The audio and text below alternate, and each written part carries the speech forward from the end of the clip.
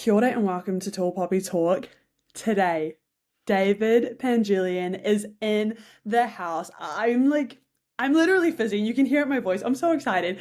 When I first met David, as a bit of context, he was, per usual, bringing his infectious energy and immaculate fashion to the table as a part of the Rutgers BCom event where he was a headline guest. So, out the gate, shout out to Professor Beale because he's no doubt listening.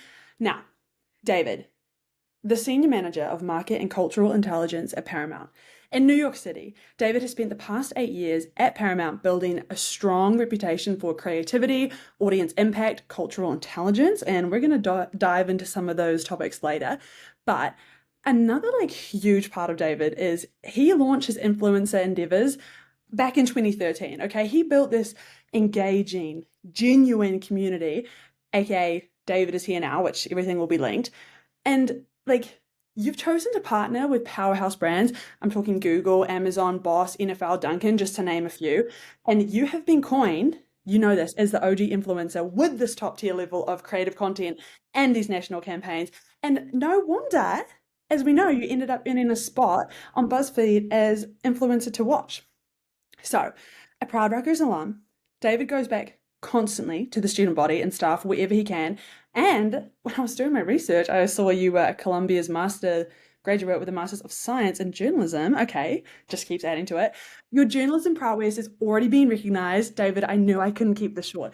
Already being recognized, having been featured by the New York City LGBTQ plus Center for your work in queer storytelling as well. So, self-described as a professional eater, part-time K-pop star. And today, you're a guest on Tall Poppy Talk. I'm so excited, David. First question is where and how are you? Oh my gosh, I love that intro. Hello. Okay, so today, like most days, I am in New York City, in the heart of New York City, in the offices at Paramount in Times Square. And so this every day we're in office, we don't get a cheeky work from home day. Okay, so the secret is we're mandated to come in 3 days a week. So, 2 days I'm like chilling at home in my pajamas. I'm just here to just make sure everyone knows I exist on those days. Yes, because here's the thing too. There's a lot of listeners who will be familiar with this phrase, and this is not you, but this could be a bit of me, Mm. of a personality hire. So these are people that Mm. bring the energy. Okay, you not only bring that energy and you could coast as a personality hire, you get it done. Your level, senior manager, that is wild. So this is like a compliment with this element of just respect is you could just get by on some personality. So what makes you want to show up and bring that every day? Yeah. Oh my gosh.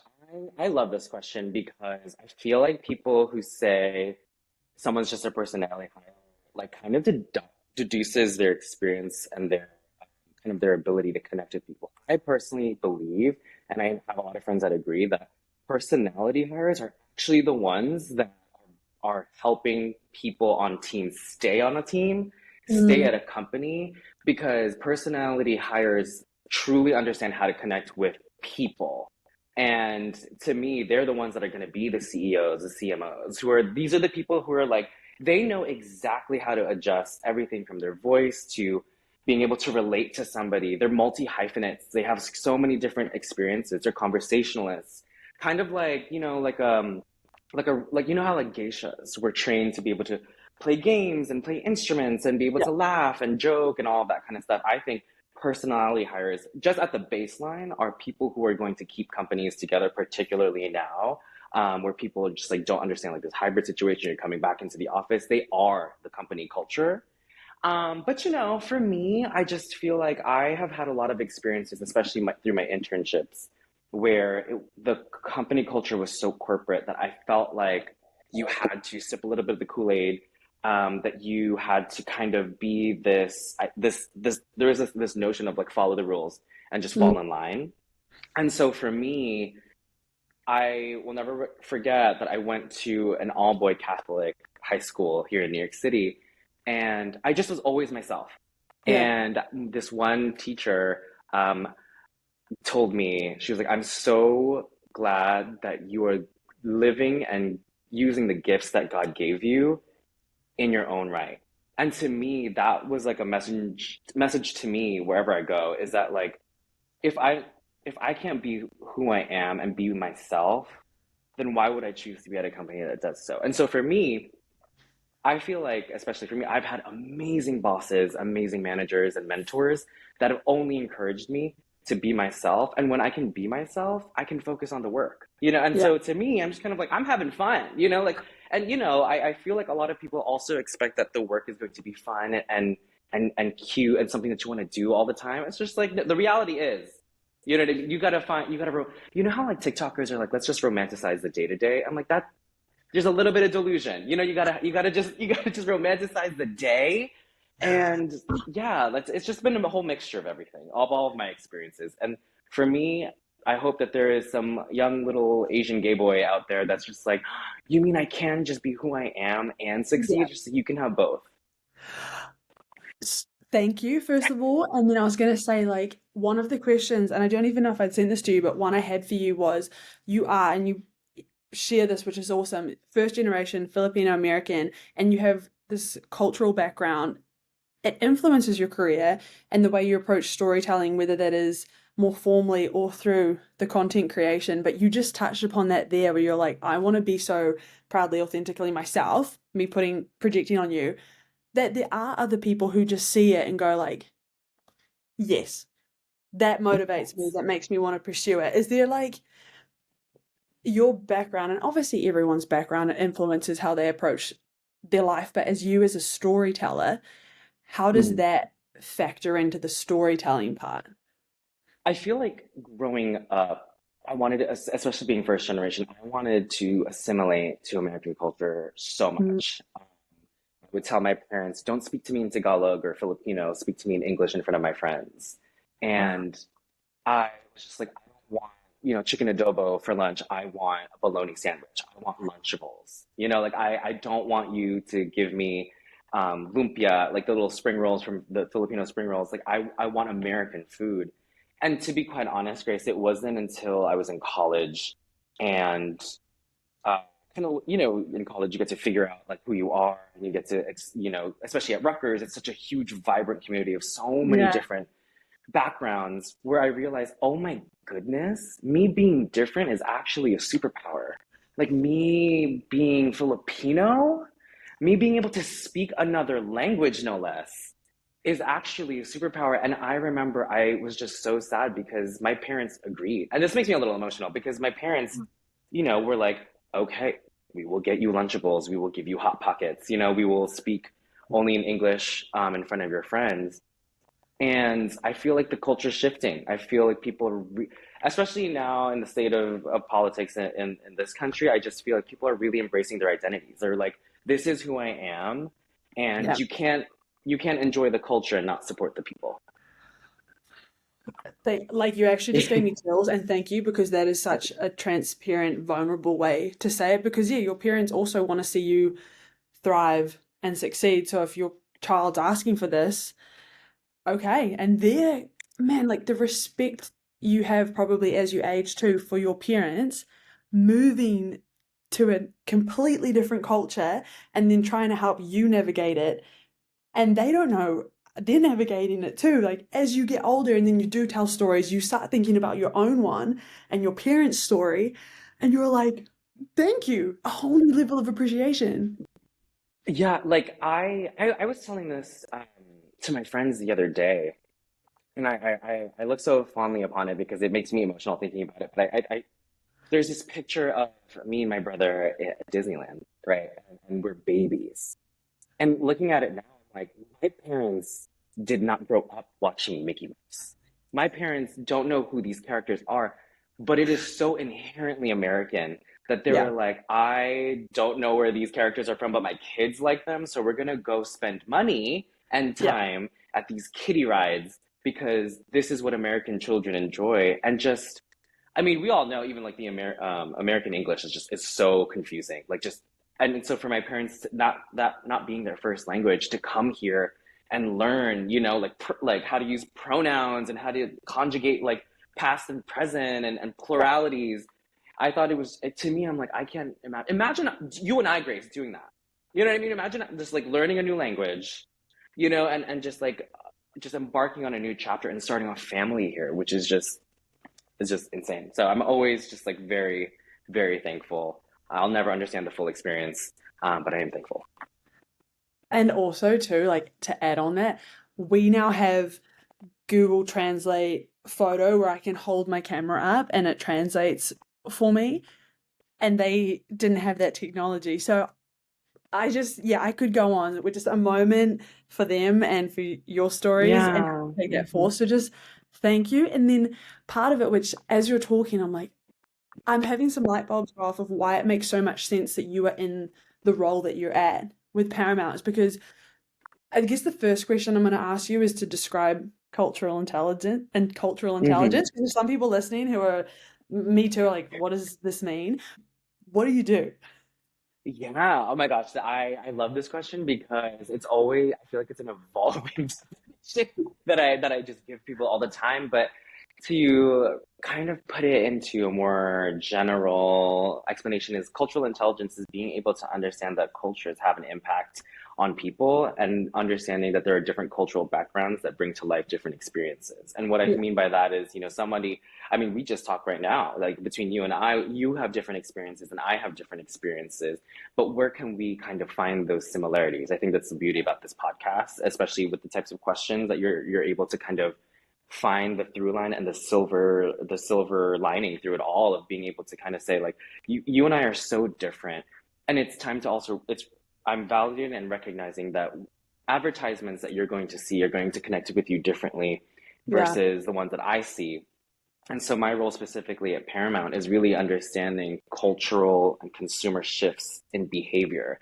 So why is Gen Z acting a certain way? Why are millennials doing this? And why are boomers suddenly traveling more and leaving less money for millennials as inheritances? You know, Yeah. it's just kind of it's taking apart a story and going deeper into it to understand. And so our team does that. And we're launching a bunch of different studies analyzing Gen Z, where does Gen Z find community? Yeah. Understanding the boomer generation, understanding Gen Alpha. And my role is to be able to uncover those through research and then be able to translate that for our advertising partners. So if an advertising partner says, we want to talk up to this cohort, this demographic, what can you tell us about this specific generation? And so my job is to one, honor the experiences that we're going to talk about when it comes to a specific cohort or audience or demographic, and also trying to translate that. It's kind of like a Google Translate, honestly. Paramount Translate, Paramount Picture Translate. Yeah.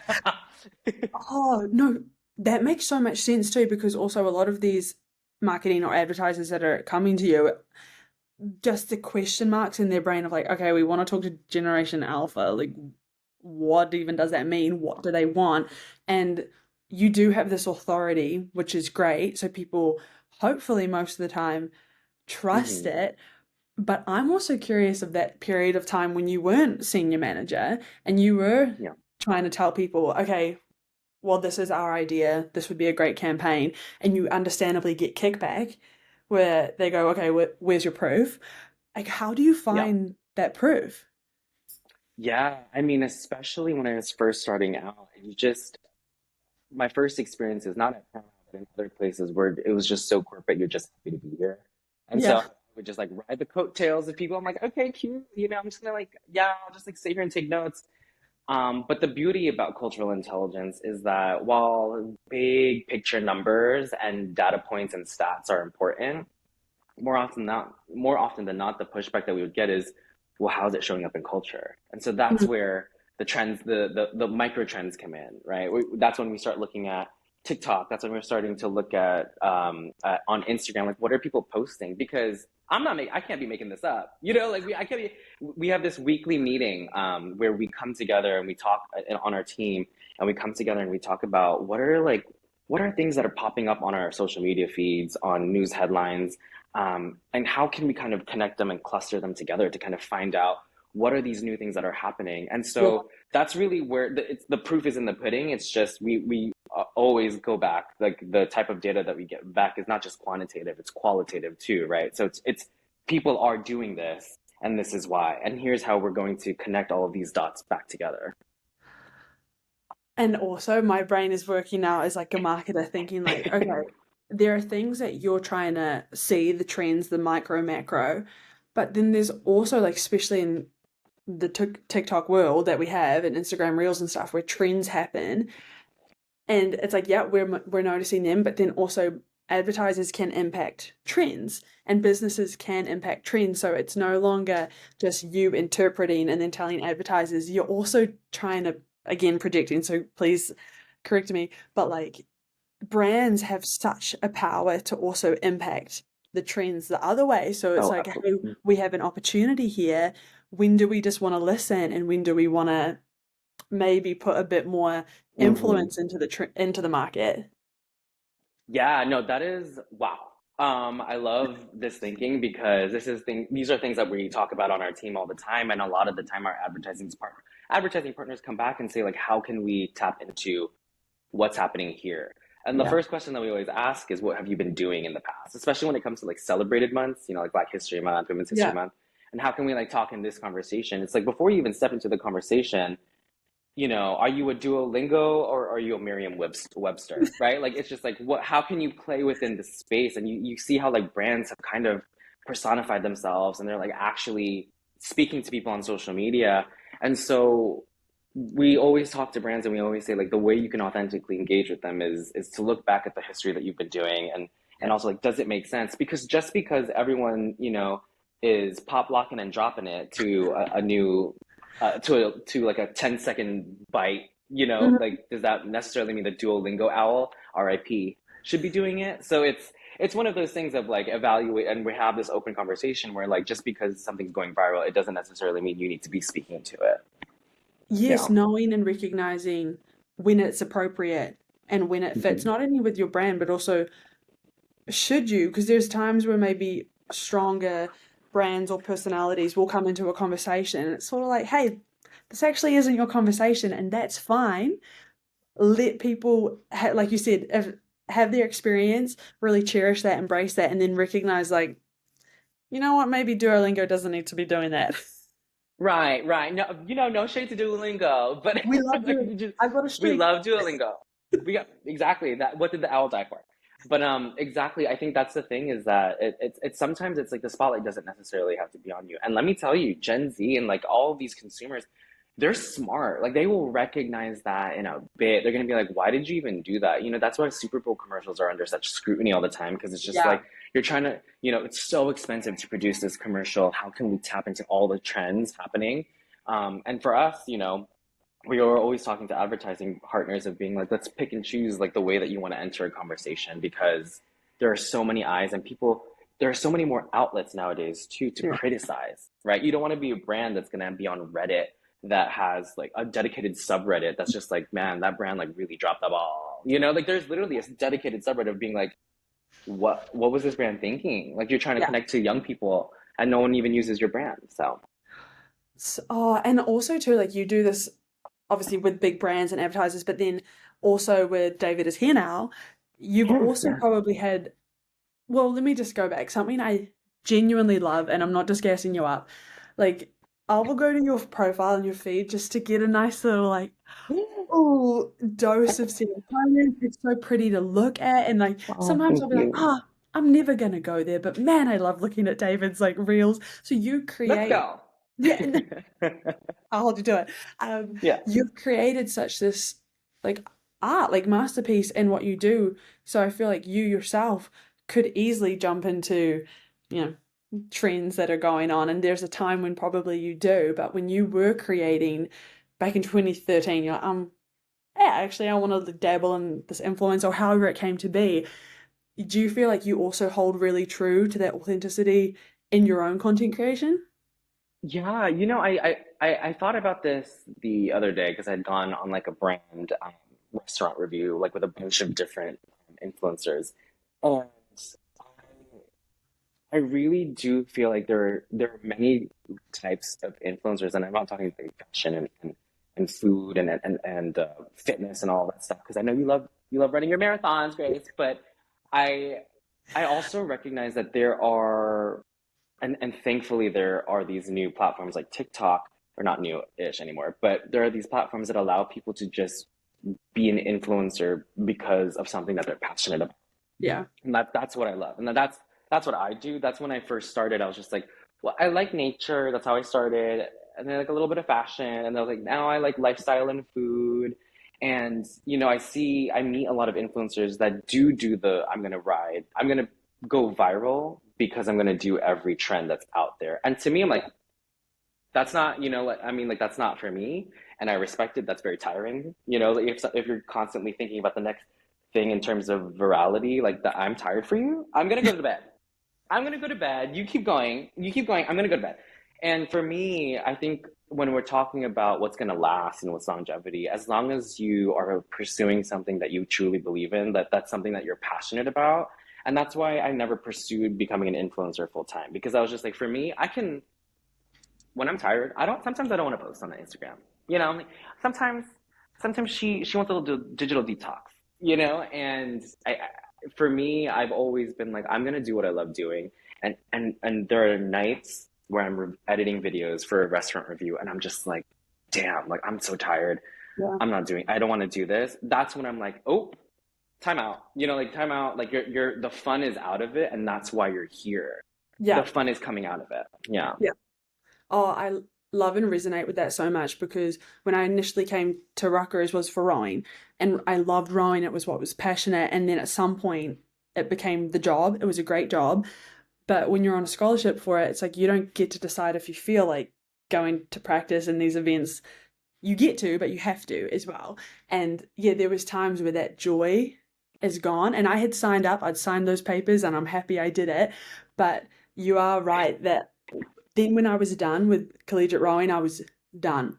I was like, I don't want to do that anymore. And only now is it starting to turn back of like, oh, I could pick up the Right. oar, I could go for a row. But I love that you're protecting your joy in it.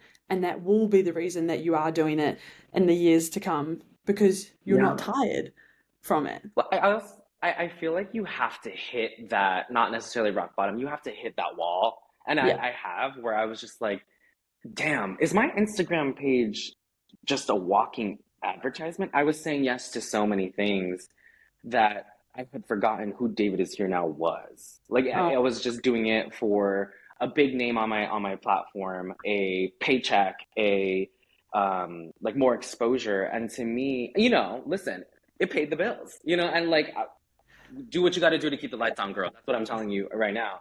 But you have to hit, and thankfully, I was also like fully employed at Paramount. yeah. And so I was able to be like, oh, I can't be doing this. I'm so burnt out. But the dangerous thing is that you have to recognize when you are burnt out or about to burn out, because that recovery takes so long. There was a period of like, I just for months I didn't post on Instagram. I hated it.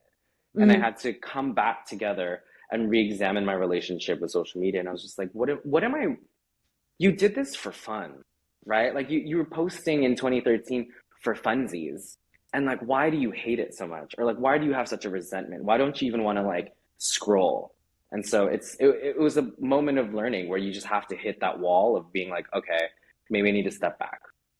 And there's a saying, I'm pretty sure it's known in America too, but we'll say like, don't throw out the baby with the bathwater. Have you heard this Hmm. phrase? Yeah, okay. I So for have, those, yes, yes. yeah, it's like for those who don't know what I'm getting at there, it's like if you if you do feel tired and you're like, okay, I just need to take a break from Instagram, or for me, it's like I need to pause with the rowing. Let's not forget all that good stuff and why you did start in the first place and what you love about it, because right now you're burnt out and tired. So let's not throw it all away. It's maybe, yeah, like clean out the bathwater and then keep going, but take that moment to Exactly. recuperate. Yeah. Yeah, no, I think that that's so true, because it's something that I think also is so put into our minds, and hopefully like younger generations won't have to experience it, but it's just like go, go, go, go, go, go, especially, at Rutgers, where it was like it was such a big school, and so you're always on like this track that you think you're supposed to be on, and there's this constant comparison that you're going to have with people. Why is this influencer bigger? Why is this influencer getting invited to this one? This influencer is not that big. Why are we at the same event? And it's kind of like shaping each other up, Yeah. and instead of understanding like you're the only competition you have with in this world is yourself. And Yeah. so to me, through a lot of therapy. We love to go to therapy to therapize. Just like really understanding like why are you frustrated at someone else's success? You should be praising that. You should be so happy for them. And for me, I'm like, I literally look at people and they're like, oh, well, why did that person get promoted? I'm like, you're still getting your paycheck, right? So it's just like, be proud of them, be happy for them. And let me tell you, karma comes around. What is it? As Megan the Stallion said in one of her latest songs, they love to talk numbers because they can't talk talent. And I was like, that's true. The only person you have to worry about is yourself. Okay? It's Yeah. it's as if you were reading my notes because this question and the purpose behind the podcast is what you said there of like why is someone else's success a threat to yours? It's not, and it's not as a net zero sum game, especially as Exactly. there's going to be things that come out in April that we don't even know about now that are going to make our jobs more interesting. Like there's just so many things you don't even know. So it's like it's not a net zero sum game, but tall poppy syndrome is this concept, this thing that I experienced a lot in New Zealand and I experience it still everywhere. And I'm realizing like shit, everyone does. So before I just ramble again, uh, I wanted to ask you if you could describe tall poppy syndrome. I didn't know if you had a chance like look into it all. Did you? I I can. did. Yeah. Okay. Again, like what I mentioned before is that I have experienced it where people against me or like people just like criticizing like the work that you do or being able to just be critical of someone's success. And so I had to Google it when I was prepping for this interview because I was just like, oh my God, yes. Yeah. Because to me, when jealousy is, I forget who said it, but jealousy is a poison that slowly kills you. It's like drinking poison that slowly kills you. Mhm. Because to me, you're so worried about what I'm doing with my life that you're missing the forest for the trees, right? Like I know that one. I don't know if that's the way we say it. I can't remember it, but yeah, it's like you're losing the forest you're for the so trees. yeah, you're so focused on this one thing, on this one person that like this person's like when it was happen I have it's happened, I've experienced it, I'm currently experiencing it, but there are times where I feel like people are just so worried about you that they can't stay in their own lane. And like for me, I've just learned that these people just need to heal. There's something about it. It's not you. When you're getting that criticism, it's not you. There's something about them. And I feel like, do you know that we're doing a lot of sayings and I'm living for it. But it's like when you point your finger at someone, you have three fingers pointing back at you. Yeah, so I just feel like to me, when it comes to tall poppy syndrome and being a victim of tall poppy syndrome, it's just kind of one understanding the fact that it's definitely not about you. It's someone just feels insecure about who they are, about where they are in their lives, and that's why to me, through just being able to surround myself with just amazing people and being very protective about who's in my circle and who's in their circle and all that kind of stuff. There's another saying that says I'd rather have four quarters than 100 pennies when Hmm. it comes to like the type of people that you're with. And it's protecting your peace. Now, how have I committed, said, you know, cut, I've done it. And I've realized that it was never about them. I was just angry with myself. I was angry with where I was in life. I was angry that I wasn't trying hard enough, Yeah. or I was angry of what someone else had.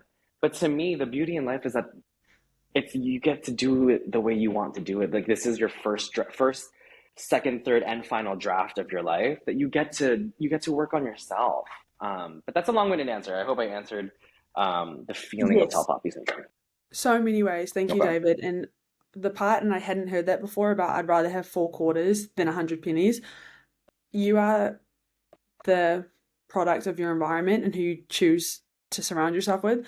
A lot of times we don't necessarily get to choose everyone we surround ourselves with, whether Hmm. that's like, yeah, you're in a work environment or a team, or you're born into a family and there's not everyone you always love, but like when you do get the opportunity to be intentional with who you surround yourself with, Hmm. that's what you need to focus your energy and effort on and be like, am I surrounding myself with good people? And I feel like you have done that, or at least try to do that. Yeah, every time I think about the people that have been in my life, I do a lot of like just like little meditations and just waking up, and I call them shower thoughts because you have amazing ideas when you're in the shower. There's something about hot water hitting your scalp and just like running down your back, and you're just like, wow, I think I think I've reached nirvana in here. But it's just it's quite beautiful because I always think about I was thinking about it today where all of the decisions you have made would make younger David proud right now. And it's just really cherishing everything that has happened up until this current moment to get onto this podcast. I have been so glad that that other David didn't give up. Yeah. You know, that younger David didn't give up when it was hard at Rutgers and you were interning 4 days a week. You worked at J. Crew on the weekends and you had a packed day from 8 a.m. to 9 p.m. because you could intern. And it was hard and it was nasty. It was not delicious. And but all of those sacrifices led to something, and I'm so thankful. And so I bring that that energy. I know it's kind of woo woo, but I bring that same kind of thankfulness when I see my friends thrive, and I'm like, oh my god, yes, like this is what you came for, as Rihanna said, right? This is what you came for. This is what you're here for, and this is what think of all. I think of like Avatar: The Last Airbender. Shout out to Paramount. Nickelodeon. But like I think of Avatar: The Last Airbender, where all the avatars like light up, right? Because all of your ancestors have done this so that you could be on Tall Poppy Podcast with Grace in Times Square with these gorgeous lights. You know, like it's like you everything that you do is rip is a ripple effect. And so that's why it's just the intentionality that you were talking about. It's so important to be intentional to gosh, I forget. I think it was the Dalai Lama in this book called The Book of Happiness. I highly recommend everyone to read it. But there is, I believe, this part of like he goes into a cave, and his teacher says, like, how did you put your shoes when you took your shoes off? How did you lay them outside the cave? And the student goes, oh, I actually don't remember.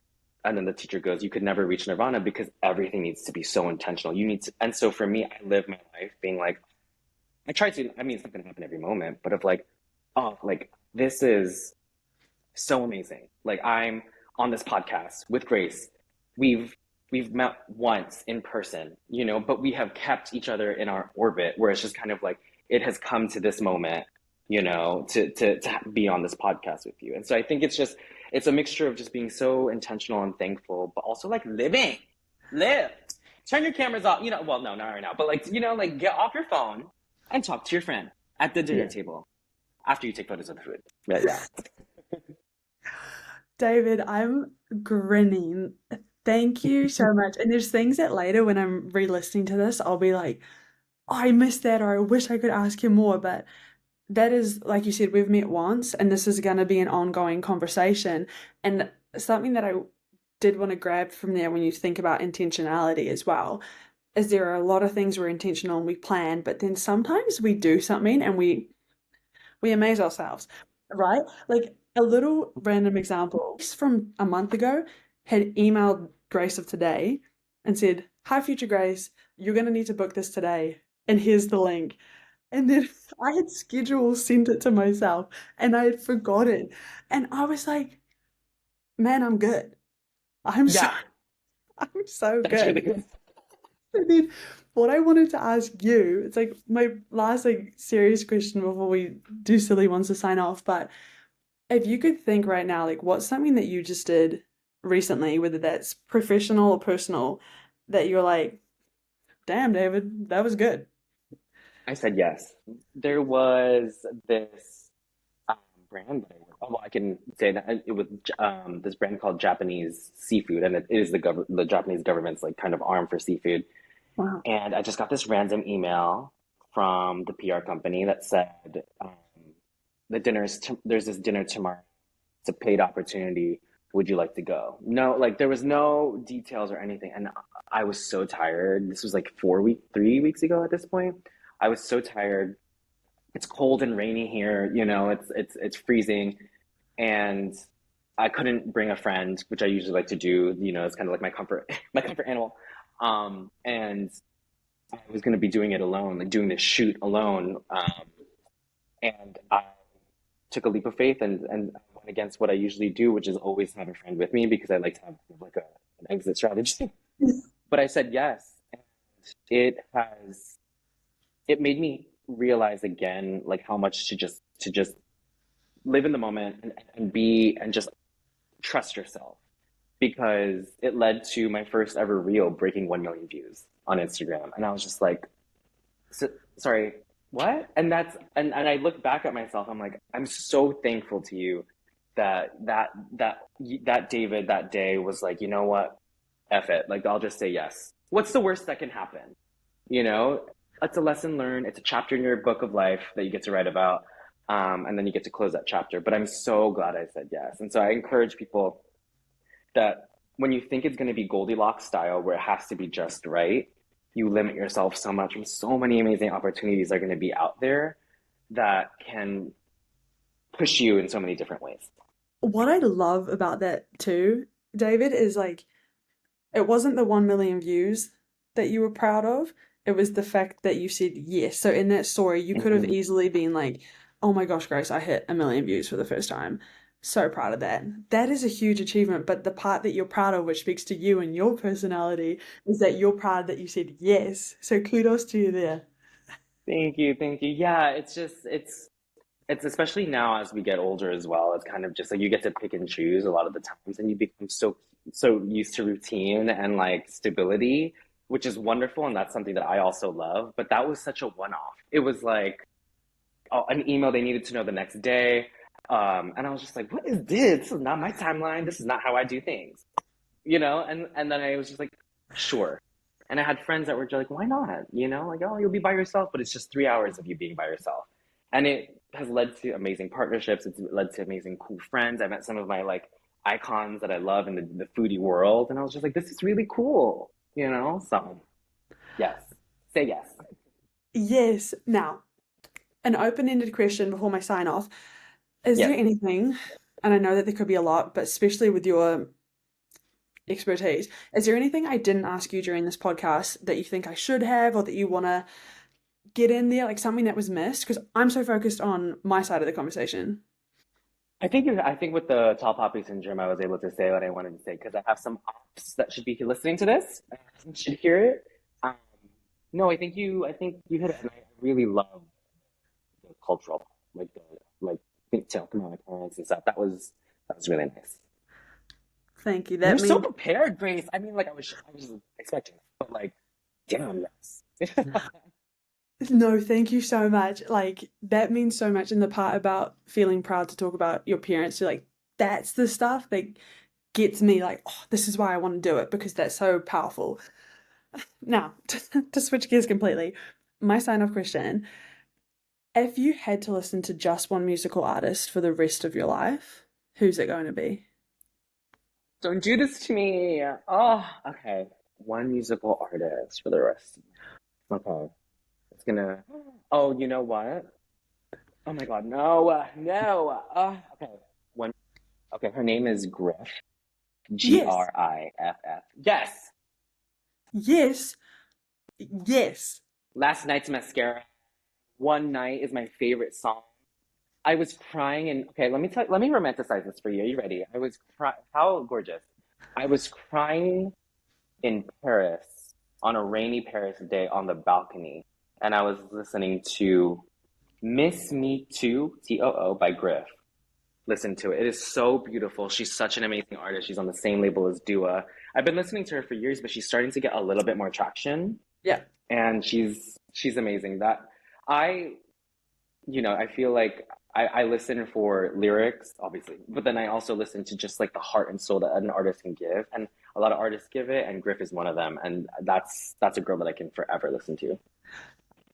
I love that too, and it's so sim because there's a couple of her songs that yesterday I was listening to something, I can't remember which one it was, but I was like, who is this? And I like tapped my phone and it was Griff, and I was like, oh, Griff, yeah, yeah. And so yes, when you yeah. said that's so sim. It's so like her music. I stumbled upon it like on YouTube. It was just like playing like the EMAs and it was like from 2021.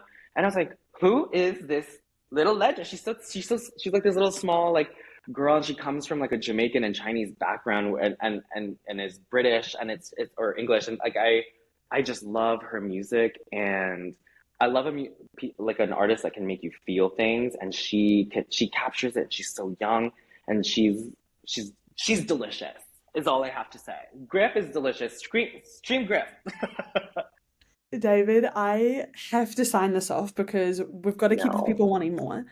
And that's true. you've got a whole day ahead of you because you're squishing this into your New York work hustle day.